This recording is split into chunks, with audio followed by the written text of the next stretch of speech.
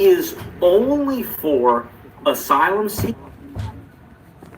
Goeiedag, mijn naam is Evan, ik ben immigratieprocureur hier in Amerika. En ik wil je helpen om immigratiewet te verstaan. Now, I received a lot of emails yesterday concerning Colonel Wyatt's video about EAD employment authorization documents, that being a work permit for Afrikaner refugees who have come to the United States, because there are two very important things that have happened since Trump's big, beautiful bill last July. One is that there is now an initial fee to apply for an EAD, but we'll talk about that in a second. And it was also shortened from a 5-year work authorization period to now 18 months, and there's a renewal fee every 18 months. So really the concern that I got from a lot of these emails from Colonel Wyatt's video, and by the way, if you haven't seen it, I'll put a link in the description. Please go pause this video, watch that first, then come back here. The biggest concern seems to be the financial burden on refugees to be able to get a work permit. But we have to clarify a few very important things here. Now, first, I don't mind answering these questions or the questions that come up after Colonel Wyatt posts a video, but I also don't want it to seem like I'm riding Colonel Wyatt's coattails. He and I talk. I could WhatsApp message him right now and discuss these things. And I don't really understand what about his video wasn't clear, but if there was some confusion, I hope that this will in some way clean it up for you. Now, I really don't see this as being a very big deal, honestly. We're not talking about exorbitant amounts of money here, and for the most part, you have to remember that as you traverse this process from becoming a refugee to a lawful permanent resident, eventually a citizen, you do have to account for somewhere along this process, there will be some fees expected of you. Not at the beginning, and we'll talk about that, but as you continue to go along. And you are expected to come here and work and be a contributing member of society. So if we say a number like $550 or $800, Luno is celebrating 500 days since receiving its official government license from the government of South Africa. Over the course of 18 months, of which you have the time to save that money, I don't think that the United States government is demanding too much of you. And again, remember that this is mostly to stop abuses of this system and to try and keep people here who are willing to, again, contribute and be responsible when it comes to things like paying fees. So, well, let me start from the beginning that who I think this really will have the biggest impact on are asylum seekers, because asylum seekers have this initial fee, renewal fees, yearly fees, all of this stuff, and you can check it out on USCIS's website. But what we're talking about here, I want to focus primarily on my refugee viewers today. So asylum seekers, tune out for a little while. Refugees, this is for you. Now, what we're talking about here is the EAD, the Employment Authorization Document. And this is required. You need to have it in order to work in the United States. Now, refugees, when you come over here, and be careful, this is where you have to look, and this is where you have to be clear. And I've even consulted a few people about this because it's not always that clear to us either. USCIS can be a very difficult organization to navigate. As it's understood right now, the initial fee of $550 to file for a work permit is only for asylum seekers, people paroled as refugees, and people under temporary protected status, and there's no fee waiver for that. That's a $550 fee. The key word there is when a lot of you saw refugees, you kind of freaked out, but you missed the first part.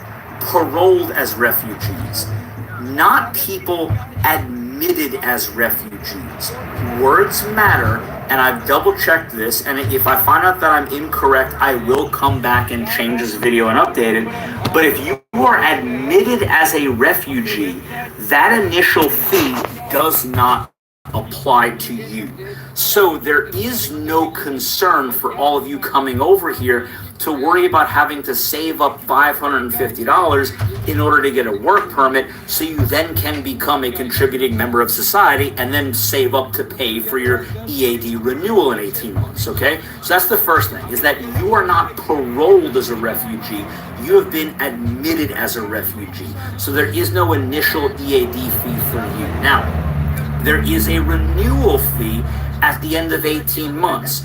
and what it looks like from USCIS's thing. And again, USCIS, you can go and they have a drop-down member menu. They have a drop-down menu, and you can look at all of these fees. You're looking at around $745 if you can file it online, around $800 if you can do it by mail. I believe that's for asylees and refugees. But even if that number is wrong, go and check. It doesn't matter. There is a renewal fee at the end of 18 months. Now, one of the other things you guys have to remember as refugees is that at the end of a year, you have to apply for lawful permanent residency. A lawful permanent resident, a green card holder, does not have to have a work permit. Your green card is your authorization to work in the United States. So at the end of 12 months, you will apply for that. And that's where a lot of people send me emails saying, well, Professor G, if I get my LPR after 12 months, I don't need an EAD. Isn't that correct? And the EAD goes for 18 months, not 5 years anymore, but 18 months. So doesn't that cover me? Not necessarily, not really. When you look at this and if you do your research, and again, I'm going off of asylum grantees here, people who have been granted asylum because it's the only analogous thing we have. But when you file for lawful permanent residency after you've been granted asylum and you've been here for a year, it can range anywhere from, a year to 3 years. I've seen 8 months to 22 months as given a time frame from the time you file to the time you're given your green card. So, you don't get it instantly. And while you're waiting for your lawful permanent residency, there will be some overlap between getting your LPR, your green card, and that 18-month period for your EAD where it has to be renewed, okay? So you have to budget for and account for the fact that you will have to pay a renewal fee to renew your EAD after 18 months, okay? I don't think that's asking you too much. I don't think that's putting too much of a burden on people who were given an employment authorization document with no initial fee, were expected to come and contribute to work, and are expected to become contributing members of the American society. So you have over a year. You have a year and X amount of months, because math in my head is not something I do. You have 18 months where to put away, just to be safe, to save $800 to renew. So really, I don't see this as being such a very big deal or a concern. I think where Colonel Wyatt's concerned, he correct me if I'm wrong, was the logistical nightmare of this is every 18 months doing all these investigations and backgrounds to make sure you haven't committed any crimes while you're here, you didn't lie in initial applications, all of that, to renew your work permit might overburden USCIS and it might cause delays in getting your renewal. However,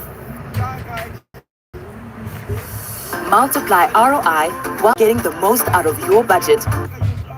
While that may be true, I'm going to give you my opinion here. I don't see how that's in the best interest of the United States. They're going to fix this problem because everyone applying for an EAD renewal is here legally and has status here. So you are the ones following the law and doing it the right way. Why would it would be a punishment to us as a society if all of you had to stop working and then became a burden on the United States government for us to help take care of you because we're delaying you getting your work permit? That doesn't make sense to me. So it's I don't see that happening. And if it did become a problem, I see them quickly doing something to resolve it. So if your concern was not getting it renewed in 18 months, unless you've done something horrifically wrong, lied on your application, became a criminal, not following all the requirements that they put down for you, being a refugee, checking in all, whatever the requirements may be, as long as you're towing the line, you're going to get your renewal. But you do have to pay a renewal fee. So I don't see the logistical thing as being an issue yet. We haven't even gotten there. Let's make it an issue when we get there. But for y'all, remember that I think the concern came from you seeing paroled as refugees and it applying to you the work permit initial fee. And well, you're not paroled as refugees. You are admitted as refugees. There is a difference. So that doesn't apply to you. That initial fee doesn't apply to you. But the renewal fees in 18 months will.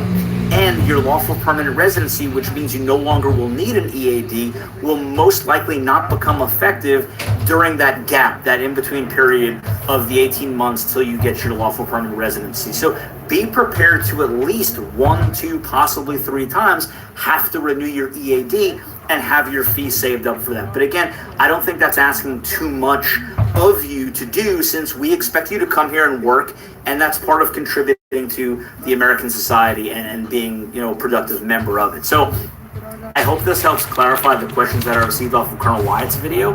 I really don't see this as being a big deal. Like I said, this is more of a financial burden to asylum seekers who have to pay the initial fee, the renewal fees, the yearly fees, whatever it is, and their process drags on for years and years and years, as opposed to all of you who are admitted as refugees, who we know by law have to apply for lawful permanent residency after a year, and then you're talking a year to 3 year process after that to get your lawful permanent residency.